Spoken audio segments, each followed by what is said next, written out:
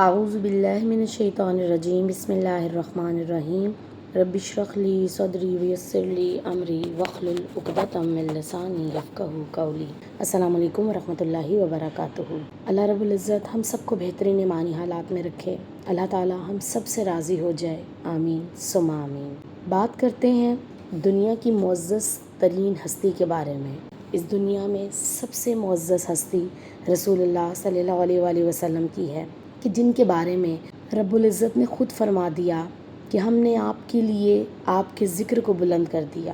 نبی صلی اللہ علیہ وآلہ وسلم فرماتے ہیں کہ حشر کے میدان میں میرا رب مجھے سبز خلا پہنائے گا، پھر مجھے مقام محمود تک پہنچایا جائے گا اور سب لوگوں کی زبانوں پر میری تعریف ہوگی۔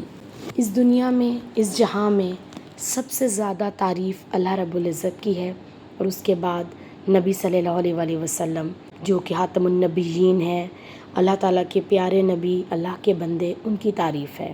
رسول اللہ صلی اللہ علیہ وآلہ وسلم نے جن چند بہنوں کی تعریف کی ہے، ان کو آپ نے اخوات المومنات کہا ہے۔ آج ہم اخوات المومنات میں سے ایک بہن کی حالات زندگی کو دیکھیں گے، کہ جن کا نام ہے سیدہ اسماء بنت امیس۔ سب سے پہلے ہم ان کے خاندانی پس منظر کو دیکھتے ہیں، کہ نام تھا ان کا اسماء، اور والد کا نام ہے امیس بن سعد۔ حضرت اسماء کی والدہ کا نام ہے ہند بن عوف، اور ان کی ایک بہن رسول اللہ صلی اللہ علیہ وآلہ وسلم کی زوجہ محترمہ ہے، یعنی سیدہ میمونہ رضی اللہ تعالی عنہ۔ حضرت اسماء کی دوسری بہن حضرت عباس بن عبد المطلب کی زوجہ ہے، جن کا نام ہے محترمہ ام الفضل۔ اور اسی طرح حضرت اسماء کی تیسری جو بہن ہے وہ سیدنا حمزہ بن عبد المطلب کی زوجہ محترمہ سیدہ سلمہ رضی اللہ تعالی عنہ ہیں۔ حضرت اسماء بنت امیس سیدنا جعفر بن ابی طالب کے ساتھ رشتہ ازدواج میں منسلک ہوئیں، اور یہ ان دونوں میاں بیوی کو شرف حاصل ہے کہ دونوں نے اپنے دین کی حفاظت کے پیش نظر حبشہ کی طرف ہجرت کی۔ قریش مسلمانوں کو دین اسلام سے منحرف کرنے کے لیے ظلم و ستم کا نشانہ بنا رہے تھے اور طرح طرح کی سزائیں دے رہے تھے۔ قریش کی ایذا رسانی سے بچنے کے لیے یہ دونوں میاں بیوی سرزمین حبشہ کی طرف ہجرت کر گئے۔ حبشہ میں قیام کے دوران حضرت اسماء بنت امیس نے 3 بیٹوں کو جنم دیا، جن کے نام ہیں محمد، عبداللہ اور اون۔ جب مہاجرین حبشہ سے واپس آئے تو رسول اللہ صلی اللہ علیہ وآلہ وسلم فتح خیبر میں مصروف تھے۔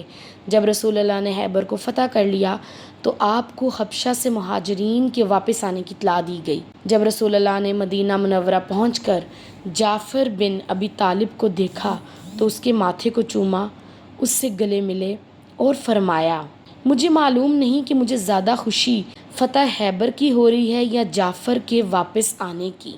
رسول اللہ صلی اللہ علیہ وآلہ وسلم کو حضرت جعفر بن ابی طالب سے بڑی محبت تھی۔ آپ ہمیشہ یہ فرماتے کہ اے جعفر، تمہاری شکل و صورت اور طور اتوار مجھ سے بہت ملتے جلتے ہیں۔ حضرت اسماء بنت امیس ان خوش قسمت خواتین میں سے تھیں کہ جن کا خلفۂ راشدین سے ایمان کی رشتہ داریاں تھیں، الحمدللہ رب العالمین۔ وہ جن کی تعریف خود رسول اللہ صلی اللہ علیہ وآلہ وسلم نے کی، وہ جن کو خود رسول اللہ نے اخوات المومنین کے لقب سے پکارا۔ وہ خوش قسمت بہنیں کون تھیں کہ جن کے بارے میں سیدنا عبداللہ بن عباس کا بیان ہے کہ رسول اللہ صلی اللہ علیہ وآلہ وسلم نے فرمایا، بے شک یہ مومنین بہنیں ہیں، یعنی کہ انہوں نے ان کو اخوات المومنین کہہ کر مخاطب کیا، یہ ان کے مومن ہونے کی گواہی تھی۔ کیا کسی عقل مند انسان کے لیے اس کی زندگی میں ایمان کے تحفے سے بڑھ کر کوئی اور اعزاز ہو سکتا ہے؟ بالکل بھی نہیں۔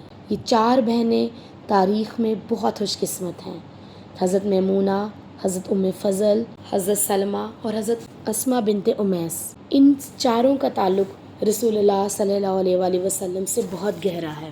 ایک بہن رسول اللہ صلی اللہ علیہ وآلہ وسلم کی زوجہ، تو دوسری بہن حضرت جعفر بن ابی طالب کی زوجہ، حضرت سلمہ حضرت حمزہ کی زوجہ، اور ام فضل حضرت عباس بن عبد المطلب کی زوجہ۔ رسول اللہ صلی اللہ علیہ وآلہ وسلم کے خاندان سے اتنا گہرا تعلق، اللہ رب العزت حضرت اسماء اور حضرت اسما جیسے بے شمار صحابیات پر اپنی ہزاروں رحمتیں نازل فرمائے، آمین ثم آمین، اور ہمیں بھی ان جیسا ایمان نصیب فرما دے، آمین۔ حضرت اسما بنت امیس اور ان کی بہنوں کا دعوت اللہ کے میدان میں بھی بہت زیادہ اہم کردار تھا۔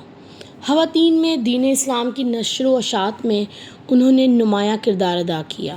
حضرت ابو موسیٰ سے روایت ہے، وہ فرماتے ہیں کہ ہم یمن میں تھے، ہمیں رسول اللہ کے مبعوث ہونے کی خبر ملی۔ میں اور میرے 2 بھائی رسول اللہ سے ملنے کے لیے سفر ہجرت پر نکلے۔ میں اپنے دونوں بھائیوں سے عمر میں چھوٹا تھا، ایک کا نام ابو بردہ تھا اور دوسرے کا نام ابو رحم تھا۔ ہمارے ساتھ ہماری قوم کے 52 یا 53 مزید افراد تھے۔ ہم کشتی پر سوار ہوئے، سمندر کی لہروں نے ہمیں حبشہ کے ساحل پر پہنچا دیا۔ ہم وہاں حضرت جعفر بن ابی طالب سے ملے، پھر ہم سب اکٹھے مدینہ منورہ کی طرف محو سفر ہوئے۔ وہاں رسول اللہ کے ساتھ ہماری ملاقات ہوئی۔ آپ ابھی فتح خیبر کر کے واپس مدینہ پہنچے ہی تھے۔ کچھ لوگ ہم کشتی والوں کے بارے میں کہا کرتے تھے کہ ہجرت کے حوالے سے ہم تم پر سبقت لے گئے ہیں۔ حضرت اسما بنت امیس رسول اللہ کی بیوی حضرت حفصہ سے ملاقات کرنے ان کے پاس گئیں۔ یہ ان لوگوں میں شامل تھیں جنہوں نے حبشہ کی طرف ہجرت کی تھی۔ حضرت عمر بن خطاب جیسے ہی حضرت حفصہ سے ملنے آئے، آپ نے پوچھا یہ کون بیٹھی ہیں؟ حضرت حفصہ نے فرمایا کہ سیدہ اسما بنت امیس بیٹھی ہیں۔ اس واقعے کے اندر ہمیں یہ سیکھنے کو مل رہا ہے کہ گفتگو کے آداب کیا ہیں، کہ اگر حضرت اسما بیٹھی ہیں تو حضرت عمر نے اپنی بیٹی سے پوچھا کہ یہ کون بیٹھی ہیں، اور بڑے ادب سے ان کی گفتگو اور ان کے تعلقات کی یہ نوعیت تھی۔ اس کے بعد حضرت حفصہ نے بتایا یہ تو اسما بنت امیس ہیں۔ حضرت عمر نے فرمایا اچھا وہی اسما جو حبشہ میں رہی اور سمندر کے راستے یہاں پہنچی ہے؟ حضرت اسما بولی ہاں وہی اسما۔ سیدنا عمر نے فرمایا ہم ہجرت کے حوالے سے تم پر سبقت لے گئے ہیں، ہم تمہاری نسبت رسول اللہ پر زیادہ حق رکھتے ہیں۔ یہ سن کر حضرت اسما کچھ ناراض ہو گئیں اور کہنے لگیں واللہ ایسا نہیں ہو سکتا، تم رسول اللہ کے ساتھ رہے، وہ تمہارے بھوکھوں کو کھانا بھی کھلاتے رہے، تمہارے جاہلوں کو واعظ و نصیحت بھی کرتے رہے، جبکہ ہم دور دراز پردیس میں اللہ اور اس کے رسول کی رضا کی خاطر جدائی کے دن کاٹتے رہے۔ اللہ کی قسم میں اس وقت تک نہ کھانا کھاؤں گی نہ پانی پیوں گی جب تک یہ بات رسول اللہ کو نہ بتا دوں۔ اللہ کی قسم میں جھوٹ نہیں بولوں گی، بالکل وہی بات کروں گی جو آپ نے مجھے کہی، اس میں نہ ذرا کم کروں گی نہ زیادہ کروں گی۔ جب رسول اللہ تشریف لائے تو حضرت اسما نے عرض کیا اے اللہ کے رسول، عمر بن خطاب رضی اللہ عنہ نے مجھے یہ کچھ کہا ہے۔ آپ صلی اللہ علیہ وآلہ وسلم نے پوچھا تم نے جواب میں اسے کیا کہا؟ تو انہوں نے عرض کیا میں نے اسے یہ سب کچھ کہا ہے۔ تو رسول اللہ نے فرمایا کوئی تم سے زیادہ مجھ پر حق نہیں رکھتا، عمر اور اس کے ساتھیوں نے ایک ہجرت کی ہے جبکہ تم کشتی والوں نے 2 ہجرتیں کرنے کی سعادت حاصل کی ہے۔ الحمدللہ حضرت اسما بہت ذہین خاتون تھیں، موقع کی مناسبت سے وہ بات کرتی تھیں، فوراً سے ریئیکٹ نہیں کیا انہوں نے۔ ان کے دل بہت بے چین تو ضرور ہوا اپنی ہجرت کے ضائع ہو جانے کا سن کر، مگر انہوں نے فیصلہ آپس میں لڑنا جھگڑنے سے نہیں کیا، بلکہ مقدمہ اپنا رسول اللہ صلی اللہ علیہ وآلہ وسلم کے پاس لے گئیں اور ان سے بہتر انداز میں ان کو جواب بھی مل گیا۔ تو اس واقعے سے ہم نے یہ بات سیکھنی ہے کہ ہمیں فوراً سے ریئیکٹ نہیں کرنا اپنے کسی بھی پیارے کے بارے میں۔ پھر اس کے بعد ہم نے یہ سیکھا کہ اسلام کے دور میں بھی مرد اور خواتین رشتہ دار آپس میں ملتے جلتے تھے، مگر اس واقعے سے سیکھنے والی بات یہ ہے کہ ملاقات کی نوعیت کیسی ہو اور بات چیت کی نوعیت کیسی ہو، ادب کا لحاظ کس طرح سے رکھنا ہے اور گفتگو کا انداز کس طرح سے ہونا چاہیے۔ اس واقعے کے بعد حضرت اسما فرماتی ہیں کہ ابو موسیٰ اور کشتی والے میرے پاس جتھوں کی صورت میں آتے تھے اور اس حدیث کے بارے میں پوچھتے تھے، تو پوچھتے کیوں نہ، ان کے لیے یہی بہت بڑی خوشی تھی کہ رسول اللہ نے انہیں 2 ہجرتوں کی سعادت حاصل کرنے والے قرار دیا۔ رسول اللہ صلی اللہ علیہ وسلم کا یہ فرمان ان کے لیے بہت بڑا اعزاز تھا اور وہ اس پر بہت نازاں تھیں۔ ابو دردہ بیان کرتے ہیں کہ حضرت اسما فرماتی ہیں ابو موسیٰ میرے حوالے سے بار بار یہ حدیث بیان فرماتے تھے۔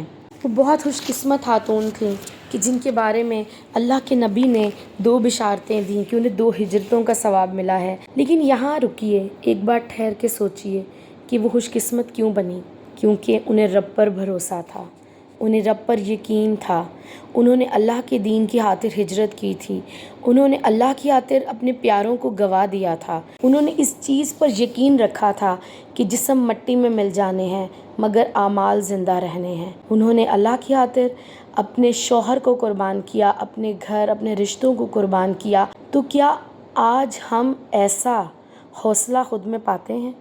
اللہ تعالیٰ سے دعا ہے کہ اللہ تعالیٰ ہمیں سیرت صحابیات سے سیکھنے کا، اس کو سمجھنے کا اور اس پر عمل کرنے کی توفیق عطا فرمائے، آمین ثم آمین۔ جب حضرت اسماء بنت امیس اور ان کے خاوند سیدنا جعفر طیار نے مدینہ منورہ میں مستقل رہائش اختیار کر لی تو حضرت جعفر رسول اللہ کے ہمراہ ہر معرکے اور جنگ میں شریک ہونے لگے، یہاں تک کہ رسول اللہ نے رومیوں کے خلاف جنگ لڑی جسے جنگ موتا کہتے ہیں۔ جن 3 اشخاص کو یکے بعد دیگر امیر لشکر بننے کا حکم دیا گیا ان میں ایک حضرت جعفر بن طیار بھی تھے۔ نبی صلی اللہ علیہ وآلہ وسلم نے فرمایا، تم زید بن حارثہ کو اپنا امیر بنانا، اگر زید شہید ہو جائیں تو جعفر کو اپنا امیر بنانا، اور اگر وہ بھی شہید ہو جائے تو عبداللہ بن رواح انصاری کو اپنا امیر بنا لینا۔ لشکر اسلام روانہ ہو گیا۔ چند دنوں کے بعد رسول اللہ منبر پر جلوہ افروز ہوئے اور حکم دیا کہ الصلاۃ الجامعہ کی منادی کرا دی جائے۔ جب سب لوگ جمع ہو گئے تو رسول اللہ صلی اللہ علیہ وآلہ وسلم نے فرمایا، اللہ خیر کرے، کیا میں تمہیں لشکر کے بارے میں وہ خبر نہ دوں جو مجھے وحی کے ذریعے معلوم ہوئی ہے؟ ہوا یہ ہے کہ مجاہدین روانہ ہوئے، دشمن کے ساتھ ان کا مقابلہ ہوا، امیر لشکر زید بن حارث داد شجاعت دیتے ہوئے شہید ہو گئے۔ آپ صلی اللہ علیہ وآلہ وسلم نے فرمایا، ان کے حق میں مغفرت کی دعا کرو، تو لوگوں نے مغفرت کی دعا کی۔ اس کے بعد لشکر اسلام کا جھنڈا جعفر بن ابی طالب نے تھام لیا، وہ بھی دشمن کا مقابلہ کرتے ہوئے جام شہادت نوش کر گئے۔ ان کے حق میں بھی مغفرت کی دعا کرو، تو لوگوں نے دعائے مغفرت کی۔ اس کے بعد لشکر اسلام کا جھنڈا عبداللہ بن رواح نے تھام لیا، اس نے دشمن کا ڈٹ کر مقابلہ کیا لیکن وہ بھی داد شجاعت دیتے ہوئے شہید ہو گئے۔ اللہ کے نبی نے فرمایا، ان کے حق میں مغفرت کی دعا کرو، لوگوں نے ان کے حق میں مغفرت کی دعا کی۔ پھر رسول اللہ صلی اللہ علیہ وآلہ وسلم نے فرمایا، اس کے بعد لشکر اسلام کا جھنڈا خالد بن ولید نے تھام لیا، وہ امیر لشکر بن گیا۔ رسول اللہ نے اپنے دستے مبارک کی 2 انگلیاں آسمان کی طرف اٹھائیں اور ارشاد فرمایا، الہی، وہ اللہ کی تلواروں میں سے ایک تلوار ہے، تو اس کے ذریعے سے لشکر اسلام کی مدد فرمانا۔ اس دن سے سیدنا خالد بن ولید کا نام سیف اللہ مشہور ہو گیا۔ پھر نبی صلی اللہ علیہ وآلہ وسلم نے فرمایا، چلو اور اپنے بھائیوں کی مدد کرو، کوئی پیچھے نہ رہے۔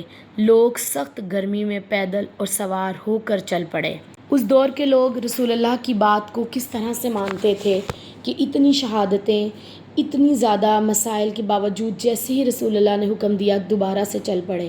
آج اگر ہم اپنی زندگیوں کو دیکھیں تو بے شمار آسانیاں ہیں، بے شمار ہمارے پاس جو ہیں سہولتیں ہیں اور ہر چیز کی فیسلٹی ہمارے پاس ہے، لیکن اس کے باوجود ہم حکم الہی اور رسول اللہ صلی اللہ علیہ وآلہ وسلم کی سنت کو فالو کرنے میں سستی کر جاتے ہیں۔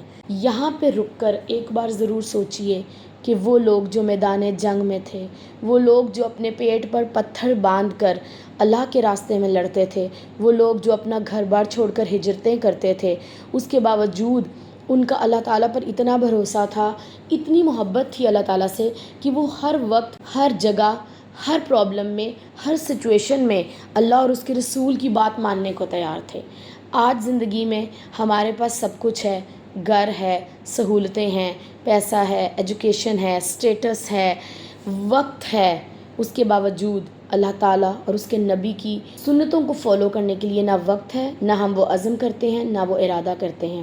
اللہ تعالیٰ سے دعا ہے کہ اللہ تعالیٰ ہمیں باہمت، بہادر اور ایک ثابت قدم مسلمان ہونا نصیب فرمائے، آمین ثم آمین۔ اسماء بنت امیس، حضرت جعفر ان کے ساتھیوں کی شہید ہونے کی داستان کچھ خود اس طرح سے بیان کرتی ہیں کہ جب حضرت جعفر ان کے ساتھی شہید ہو گئے تو رسول اللہ میرے ہاں تشریف لائے۔ میں 40 عدد چمڑے کی کھالوں کو رنگ دے چکی تھی، آٹا گوندھ لیا تھا اور اپنے بچوں کو نہلا دھلا کر ان کے سروں پر تیل لگا چکی تھی اور انہیں صاف ستھرے کپڑے پہنا دیے تھے۔ رسول اللہ صلی اللہ علیہ وآلہ وسلم نے فرمایا، جعفر کے بچوں کو میرے پاس لاؤ میں نے تمام بچوں کو آپ صلی اللہ علیہ وسلم کی خدمت میں پیش کر دیا۔ آپ ان سے پیار کرنے لگے۔ میں نے دیکھا رسول اللہ کی آنکھوں میں آنسو جاری تھے۔ میں گھبرا گئی۔ میں نے عرض کیا، اے اللہ کے رسول، میرے ماں باپ آپ پر قربان ہو جائیں، خیر تو ہے؟ کیا آپ کو جعفر اور اس کے ساتھیوں کے بارے میں کوئی خبر پہنچی ہے؟ اس پر رسول اللہ نے فرمایا، ہاں، وہ آج سب شہید ہو گئے ہیں۔ حضرت اسماء فرماتی ہیں، یہ بات سنتے ہی میرے اوسان ہتا ہو گئے۔ میں آہوزاری کرتی ہوئی وہاں سے اٹھ کھڑی ہوئی۔ میری آہو بکا کو سن کر عورتیں میرے گھر میں اکٹھی ہونے لگیں۔ رسول اللہ صلی اللہ علیہ وسلم اپنے گھر گئے اور اہل خانہ کو یہ ارشاد فرمایا، آج جعفر کے گھر والوں کو فراموش نہ کرنا، ان کے لیے کھانا تیار کرو، وہ اپنے سربراہ کے غم میں مبتلا ہیں۔ خواتین حضرت اسماء کے پاس جمع ہوئیں، انہیں تسلی دینے لگیں تاکہ ان کا غم غلط ہو جو خاوند کی شہادت کی بنا پر انہیں لاحق ہوا تھا۔ رسول اللہ نے فرمایا، اے اسماء، کوئی نازیبا بات نہ کہنا اور سینہ کوبی نہ کرنا۔ رسول اللہ صلی اللہ علیہ وسلم جب اپنی بیٹی حضرت فاطمہ کے پاس آئے تو وہ حضرت جعفر کی وفات کے غم میں رو رہی تھیں۔ اس پر رسول اللہ نے فرمایا، جعفر جیسے پر رونے والی کو رونا چاہیے۔ پھر رسول اللہ نے فرمایا، آل جعفر کے لیے کھانا تیار کرو، ان کو ایک ایسا حادثہ پیش آ گیا ہے جس نے ان کو مشغول کر دیا ہے۔ اس واقعے سے ہمیں یہ سبق ملتا ہے کہ رنج و غم اور وفات کے کچھ آداب ہیں، یعنی کہ جب ہم کسی کی وفات کی خبر سنائیں کسی کو تو رسول اللہ نے کیسے تمہید باندھی، کیسے ان کے بچوں کو بلایا، کیسے بہت آرام سے تحمل سے حضرت اسماء تک کی خبر پہنچائی۔ آج ہم دیکھتے ہیں کہ ہم کس طرح سے کسی کی وفات کی خبر کسی کو پہنچاتے ہیں، ایک بہت زیادہ شور شرابے کے ساتھ اور ایک سنسنی پھیلا کے کہ اگلے کو بہت تکلیف ہو۔ نبی صلی اللہ علیہ وسلم نے کیسے اس فیملی کو جو ہے وہ محبت سے، پیار سے جو ہے اپنی طرف متوجہ کیا اور اس کے بعد خبر سنائی۔ تو ہمیں اس واقعے سے یہ سبق ملتا ہے کہ کسی کی وفات کی خبر کس طرح سے دینی چاہیے۔ اسی طرح جب حضرت اسماء نے سنا تو ان کا طرز عمل کیسا تھا، اور اس کے بعد رسول اللہ نے ان کو جو نصیحت کی وہ کیا تھی۔ پھر عورتوں کا تسلی دینا کہ وہ حضرت اسماء کو تسلی دے رہی تھیں۔ پھر حضرت فاطمہ کے غم کا انداز تو ہم نے دیکھا، لیکن ساتھ ہی ہم نے دیکھا کہ رسول اللہ نے سینہ کوبی سے منع فرمایا اور انہیں بہت زیادہ رونے دھونے، آہ و بکا اور اللہ تعالیٰ سے شکوے شکایتیں کرنے سے منع فرمایا۔ اللہ تعالیٰ سے دعا ہے کہ اللہ تعالیٰ حضرت جعفر اور اسی طرح اسلام اور اللہ تعالیٰ کی راہ میں جتنے بھی شہداء اکرام ہیں ان کو اعلیٰ درجات عطا فرمائے، ان کو اپنے پاس بہترین مہمان نوازی عطا فرمائے، آمین ثم آمین۔ دین اسلام ایک ایسا دین ہے جو ہمیشہ انسان کی زندگی میں آسانیاں بکھیرتا ہے، کیونکہ یہ دین فطرت ہے اور انسان کو فطرت سے قریب تر کرتا ہے۔ جب حضرت جعفر بن طیار کی شہادت ہو گئی اور حضرت اسماء اپنے بچوں کے ساتھ جو ہیں وہ اکیلے زندگی گزار رہی تھیں، تو اس کے بعد غزوہ حنین کے دوران حضرت ابوبکر صدیق کی بیوی سیدہ ام رومان جو حضرت عائشہ رضی اللہ تعالیٰ عنہ کی والدہ تھیں، اپنے حالق حقیقی سے جا ملی۔ اس پر حضرت ابوبکر صدیق نے سیدہ اسماء بنت امیس کو شادی کا پیغام بھیجا۔ حضرت ابوبکر صدیق جیسی مثالی شخصیت کے پیغام کو کوئی کیسے مسترد کر سکتا تھا؟ ان کی خوبیاں تو بے شمار ہیں۔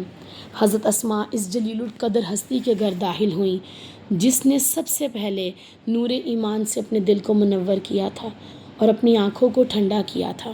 حضرت ابوبکر صدیق نے حضرت اسماء کے ساتھ نکاح ہو جانے کے بعد ان کی اولاد پر محبت اور شفقت کا ہاتھ رکھا۔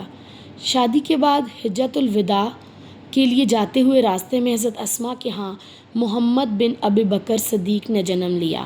اس واقعے سے ہمیں یہ بات سیکھنے کو ملتی ہے کہ اسلام میں بیوہ کے ساتھ کس طرح کا سلوک کرنے کا حکم دیا گیا ہے، اسلام نے ہمیں کیسا طرز عمل اختیار کرنے کا حکم دیا گیا ہے، اور سوسائٹی بیوہ کے ساتھ کیسا سلوک کرتی ہے۔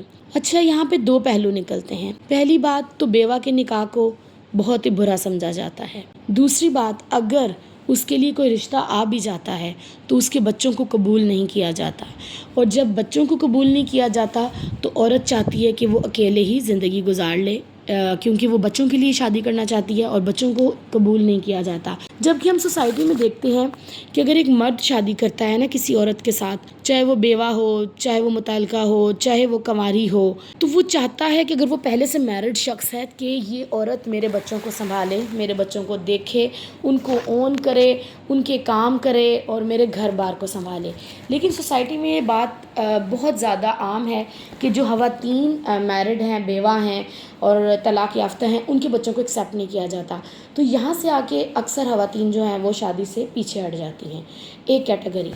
دوسری کیٹیگری یہ ہے کہ اگر شادی کر لی جاتی ہے تو کچھ خواتین بھی اتنی ڈومینیٹنگ ہوتی ہیں کہ وہ اس شخص کا پہلا گھر بھی خراب کرنے کے لیے تیار ہو جاتی ہیں، کیونکہ اگر ایک آدمی نے آپ پہ ترس کھا کر آپ کی نان نفقہ کی ذمہ داری اٹھانی چاہی، کچھ جگہ پہ مرد حضرات بہت زیادہ یعنی کہ وہ ایک نیکی کرنا چاہ رہے ہوتے ہیں اور وہ آپ کے بچوں کو بھی اون کر رہے ہوتے ہیں، لیکن اس کے باوجود کچھ خواتین ایسی ہوتی ہیں جو اللہ تعالیٰ پر توکل کرنے والی نہیں ہوتی، وہ اس آدمی کی پہلے گھر کو بھی توڑنے سے گریز نہیں کرتی۔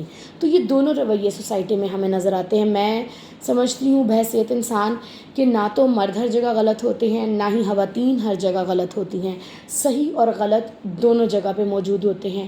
کمی کس بات کی ہوتی ہے؟ ایمان کی، دین اسلام کی، ہماری تربیت کی، جو کہ شریعت کے قانون کے مطابق نہیں ہوئی ہوتی، نہ مردوں کی نہ خواتین کی۔ اگر شریعت کے مطابق تربیت انسان کی ہوئی ہو، ہاں وہ مرد ہو یا عورت ہو، تو نہ کوئی عورت کسی اور عورت کا گھر توڑے گی، نہ اس کا حق مارے گی، اور اگر کوئی انسان اس کو اس کے بچوں کا نان نفقہ اٹھانا چاہتا ہے، اس کا رسپانسبل بننا چاہتا ہے، تو وہ خوش دلی سے اس کو بننے دے گی سوسائٹی میں اپنی عزت اور مقام کے ساتھ۔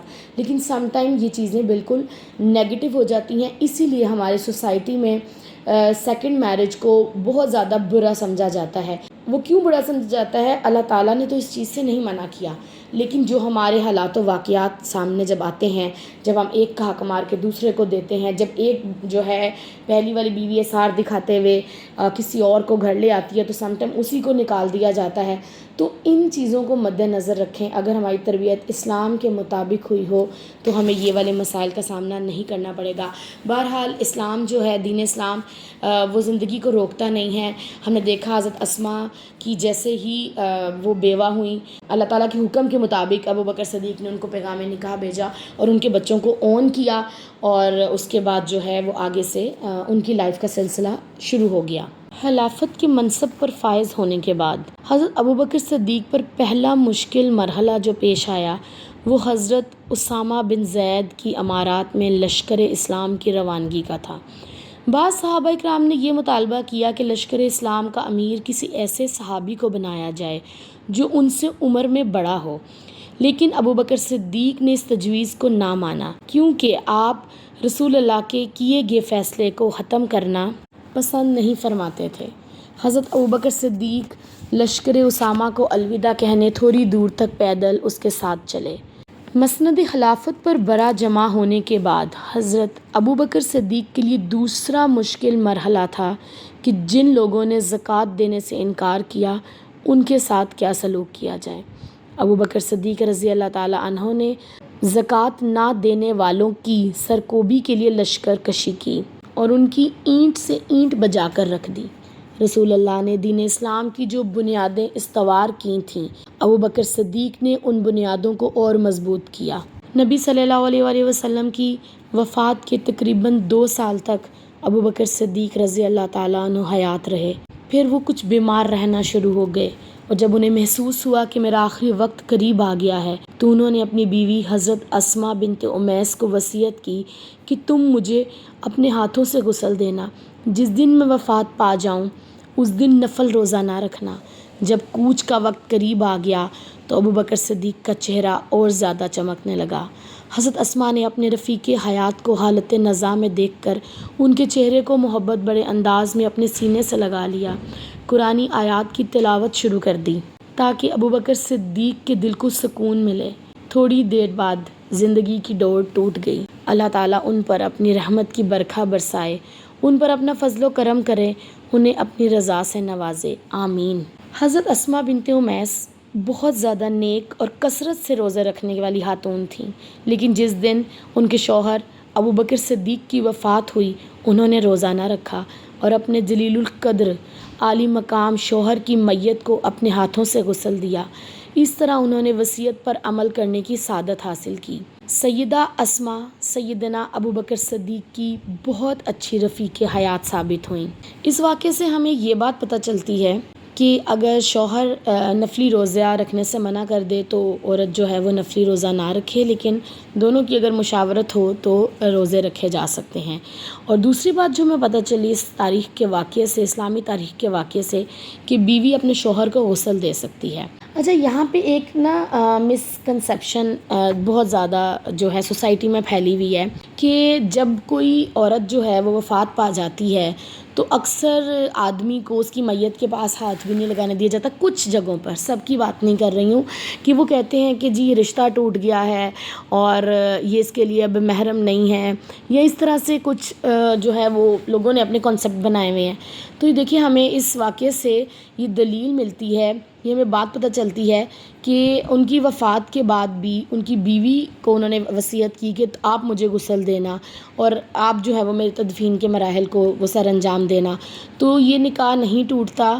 جو عورت کی عدت ہے وہ اس چیز کا ثبوت ہے، اپنے شوہر کے لیے عدت کرتی ہے۔ اگر نکاح ٹوٹ جائے، نکاح قائم نہ رہے، تو وہ عدت کس کے لیے کرے گی؟ تو یہ جو چھوٹے چھوٹے سے مسکنسیپشن ہیں، یہ بالکل فضول ہیں، ان کا دین اسلام سے کوئی تعلق نہیں ہے، اور یہ صرف لوگوں نے اپنی من گھڑت باتیں بنائی ہوئی ہیں۔ تو ہمیں اس واقعے سے یہ پتہ چلتا ہے کہ بیوہ کا دوسرا نکاح جو ہے وہ اسلام میں جائز ہے، بلکہ اس کو پسند کیا گیا ہے۔ پھر بیوی جو ہے وہ شوہر کو غسل دے سکتی ہے، اسی طرح شوہر بھی بیوی کو غسل دے سکتا ہے۔ شوہر اگر کہے تو نفل روزہ جو ہے وہ عورت چھوڑ سکتی ہے، لیکن اگر ان دونوں کی میوچول انڈرسٹینڈنگ ہے تو وہ اس روزے کو رکھ بھی سکتی ہے۔ حضرت اسماء بنت امیس کی زندگی میں آگے چلتے ہیں۔ ان کی زندگی کے اتار چڑھاؤ کو ہم دیکھ رہے ہیں کہ کس طرح سے زندگی کا آغاز ہوا اور کیسے ان کی حضرت جعفر کے ساتھ شادی ہوئی، ان کے ساتھ رفاقت کے بہت خوبصورت سال گزارے، انہوں نے ہجرتیں کی اللہ کے راستے میں۔ اللہ نے 3 خوبصورت بیٹوں سے نوازا، اور اس کے بعد حضرت جعفر کی شہادت، اور شہادت کے بعد ابو بکر صدیق سے نکاح، اور اس نکاح کے بعد دین اسلام میں ان کے ساتھ شانہ بشانہ دین کو پھیلانے میں وہ بالکل ساتھ کھڑی رہیں اپنے شوہر کے۔ اللہ تعالیٰ نے ان کو ایک بیٹے سے نوازا، اور پھر ابو بکر صدیق بھی اس دنیا سے چلے گئے۔ حضرت اسماء تو وہ خوش قسمت خاتون تھیں کہ جن کے بارے میں خود رسول اللہ نے فرمایا کہ یہ ایک مومنہ خاتون ہیں الحمدللہ، اور وہ بہت ذہین تھیں، بہت فطین تھیں، وہ بہت عقل مند تھیں، وہ بہت معاملہ فہم تھیں۔ ہماری سوسائٹی میں اگر دیکھا جائے تو اگر اس طرح کوئی عورت ایک کے بعد ایک دفعہ پھر بیوہ ہو جائے تو لوگ اس کو کتنا برا بھلا کہتے ہیں۔ تو اس چیز سے ہمیں یہ بات سیکھنی ہے کہ کسی کی اچھائی یا برائی کا معیار اس کی زندگی کے حالات نہیں ہیں، یہ اللہ تعالیٰ کی طرف سے آئی ہوئی آزمائش بھی ہو سکتی ہے کسی انسان کے اوپر۔ یعنی کہ جو بھی بھلائی ہمیں ملتی ہے وہ اللہ تعالیٰ کی طرف سے ملتی ہے، اور جو بھی تکلیف ہمیں ملتی ہے وہ ہمیں اللہ تعالیٰ کی محبت ہی ہوتی ہے۔ اللہ تعالیٰ نے ہمیں آزمانا ہوتا ہے، اور اس کے بعد ہمیں مکمل طور پر پاک صاف کر کر اپنے پاس بلانا ہوتا ہے۔ جیسے کہ نبی صلی اللہ علیہ وسلم سے صحابہ نے پوچھا تھا کہ آزمائشیں کن پر آتی ہیں سب سے زیادہ؟ تو اللہ کے نبی نے فرمایا تھا انبیاء کرام پر۔ صحابہ نے پوچھا پھر کس پر آتی ہے؟ تو فرمایا جو دین میں، جو اسلام میں، جو ایمان میں جتنا مضبوط ہو اس پر اتنی آزمائشیں آتی ہیں۔ تو ہمیشہ پازیٹیو رہیے، مثبت رہیے، دوسروں کے بارے میں اچھا گمان رکھیے، کبھی بھی کسی کی زندگی کے حالات اس کو یہ مت بتائیے کہ اس کی تمہاری گناہوں کی سزا ہے۔ ہم حضرت اسماء کے بارے میں دیکھتے ہیں کہ وہ تو ایک بہت نیک، روزے دار، باپردہ، پاکیزہ خاتون تھی، پھر بھی ان کی زندگی میں یہ مشکل مرحلہ ایک بار پھر آیا۔ حضرت جعفر سے ان کے 3 بیٹے تھے، محمد، عبداللہ اور اون۔ پھر ابو بکر صدیق سے اللہ تعالیٰ نے ان کو محمد سے نوازا۔ زندگی آگے بڑھتی رہی۔ حضرت اسماء نے اپنی عدت پوری کی، پہلے خاوند اور دوسرے خاوند کے بعد اب وہ اپنے بچوں کے ساتھ اپنی زندگی بسر کر رہی تھیں کہ ایسے میں حضرت علی بن ابی طالب نے یہ ارادہ کیا کہ انہیں تنہائی کی زندگی سے نکالیں اور ان کو غموں سے نجات دلائیں۔ حضرت علی نے ان کو پیغام نکاح بھیجا، اور آپ دیکھیں کوئی سوسائٹی کا پریشر نہیں تھا اور کوئی ان کو برا بلا نہیں کہا گیا، اور انہوں نے تیسری بار حضرت علی رضی اللہ تعالیٰ عنہ سے نکاح کیا، اور وہ اپنے 4 بیٹوں سمیت ان کے گھر میں منتقل ہو گئیں۔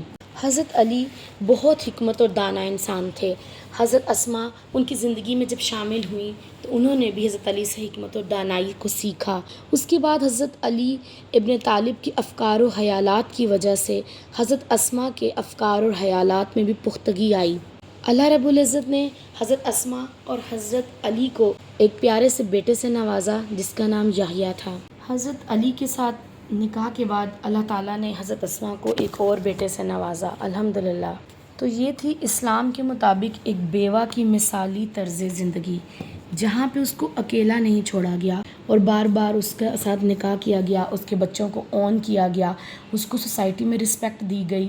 اس کو یہ نہیں کہا گیا کہ تم نے ضرور کوئی غلط کام کیا ہوگا، گناہ کیا ہوگا جو بار بار تمہارے ساتھ یہ سب کچھ ہو رہا ہے۔ تو ابھی ہمیں اس سوچ سے باہر نکلنا ہے۔ ہم صحابیات کی زندگی کو اسی لیے پڑھ رہے ہیں کہ ہم سیکھ سکیں کہ زندگی میں اللہ تعالیٰ نے ان کو اتنی آزمائشیں دیں اور کس طرح سے انہوں نے آزمائشوں کو اوورکم کیا۔ اللہ تعالیٰ سے دعا ہے کہ اللہ تعالیٰ ہم سب سے راضی ہو جائے اور اللہ تعالیٰ ہمیں اپنے پسندیدہ بندہ بنا لے، آمین ثم آمین۔ بہت ذہین و فطین خاتون تھیں، لیکن جب بھی ان پر کوئی مشکل آتی تو وہ اپنے اللہ تعالیٰ کی عطا کی ہوئی صلاحیت سے اس مشکل سے نکلنے کا حل تلاش کرتی اور امن و سکون کے ساتھ زندگی بسر کرنے لگتی۔ امیر المومنین حضرت علی بن ابی طالب کے ساتھ شادی کے بعد ایک دن پہلے خاوند حضرت جعفر طیار کے بیٹے اور دوسرے خاوند حضرت ابوبکر صدیق کے بیٹے محمد کے درمیان جھگڑا ہو گیا۔ ہر ایک اپنے باپ پر فخر کرتے ہوئے یہ دعویٰ کر رہا تھا کہ میرا باپ تیرے باپ کی نسبت کہیں بہتر ہے۔ حضرت علی بن ابی طالب ان بچوں کو جھگڑتا ہوا دیکھ رہے تھے۔ ایک طرف بھائی کے بیٹے تھے تو دوسری طرف ابوبکر صدیق کا لخت جگر تھا۔ ان کے لیے سبھی بچے عزیز تھے۔ وہ حیران تھے کہ ان بچوں کو کس طرح سے سمجھایا جائے کہ ان کے درمیان کے جھگڑے کو کیسے ختم کیا جائے۔ پھر خیال آیا کہ اپنی رفیقہ حیات حضرت اسما سے مدد لی جائے، کیونکہ یہ ان بچوں کی ماں ہیں۔ انہیں بلایا۔ جب انہوں نے اپنے بچوں کو جھگڑتے دیکھا اور باہمی جھگڑے کی وجہ پوچھی، باہمی جھگڑے کی وجہ معلوم ہوئی تو سب بچوں سے مخاطب ہو کر فرمانے لگیں، سرزمین عرب میں جعفر سے بہتر جواں میں نے نہیں دیکھا اور سرزمین عرب میں ابوبکر صدیق سے بہتر بزرگ مجھے کوئی اور دکھائی نہیں دیا۔ یہ بات سنتے ہی سب بچے خاموش ہو گئے، خوشی سے ایک دوسرے کو گلے سے لگا لیا، پھر سب مل کر آپس میں کھیلنے لگے۔ یوں معلوم ہوتا تھا یہ کبھی آپس میں لڑے ہی نہ ہوں۔ حضرت علی یہ صورتحال دیکھ کر بہت حیران ہوئے اور اپنی بیوی کی ذہانت و فطانت کا اعتراف کیے بغیر نہ رہ سکے۔ پھر مسکراتے ہوئے فرمایا، آپ نے ہمارے لیے تو کوئی گنجائش ہی نہیں چھوڑی۔ ایک سرزمین عرب کا بہترین جوان، دوسرا سرزمین عرب کا بہترین بزرگ، تو ہم کدھر گئے؟ حضرت اسما ان کی بات سن کر فرمانے لگیں، امیر المومنین، تینوں میں آپ کے بہتر مقام کے بلا کیا کہنے۔ یہ سن کر حضرت علی خوش ہو گئے۔ حضرت اسما واقعی اس قابل تھیں کہ وہ امیر المومنین کی رفیق حیات بن کر خاتون اول کے مقام پر فائز ہوں۔ حضرت اسما بنت امیس ایک بہت بہادر اور جرأت والی خاتون تھیں۔ انہوں نے اپنی زندگی بہت زیادہ بہادری سے اور حوصلے سے گزاری۔ انہوں نے اپنی زندگی میں 3 بار بیوہ ہونے کی تکلیف اٹھائی۔ پہلے حضرت جعفر بن طیار، دوسری بار ابوبکر صدیق کی جدائی اور تیسری بار حضرت علی بن ابی طالب کی جدائی۔ ایک صبح نماز فجر کی ادائیگی کے لیے امیر المومنین حضرت علی گھر سے مسجد کی طرف روانہ ہوئے۔ عبد الرحمن بن ملجم نے ان پر زہر میں بجھی ہوئی تلوار کے ساتھ قاتلانہ حملہ کیا۔ آپ زخموں کی تاب نہ لاتے ہوئے اللہ تعالیٰ کو پیارے ہو گئے۔ ان کی وفات سے حضرت اسما کے دل پر غم کے پہاڑ ٹوٹ پڑے۔ اللہ کی رضا میں راضی رہنے والی وہ خاتون اس غم کو برداشت نہ کر سکیں اور بہت بیمار ہو گئیں، اور اس بیماری میں ہی کچھ عرصے میں وہ اپنے خالق حقیقی سے جا ملی۔ اللہ تعالیٰ حضرت اسما پر اور حضرت علی پر، حضرت ابوبکر صدیق، حضرت جعفر پر اپنی ہزاروں رحمتیں برسائے۔ الحمدللہ حضرت اسما بنت امیس، جنہیں مومن بہنوں کے لقب سے پکارا گیا، جن کے لیے خود رسول اللہ نے ہدایت و رشد کی دعائیں کیں، ان کی زندگی کے حالات ہم نے دیکھے کہ کس طرح سے بہادری سے انہوں نے ہجرتیں کیں، اللہ کے دین کے لیے اپنا مال، اپنا گھر، اپنے رشتے، اپنی ہر چیز قربان کر دی۔ کیسے ان کی زندگی میں آزمائشیں آئیں کہ ایک شوہر گیا، دوسرا شوہر گیا، تیسری بار بیوہ ہوئیں، اور یہ غموں کو اپنے اندر سہتی رہیں اور اپنے اللہ اور اپنے نبی سے محبت کرتی رہیں۔ ہم نے ان کی زندگی کے واقعات سے جو بات سیکھنی ہے، کیونکہ جب ہم نے سیکھا نہیں تو ان کی لائف سٹوری کو پڑھنے کا کوئی مقصد ہی نہیں ہے۔ تو سیکھنے والی بات کیا ہے کہ حضرت اسماء نے اپنے ہر نکاح کی بنیاد ایمان رکھی، ایمان کی بنیاد پہ ان کے تمام نکاح ہوئے۔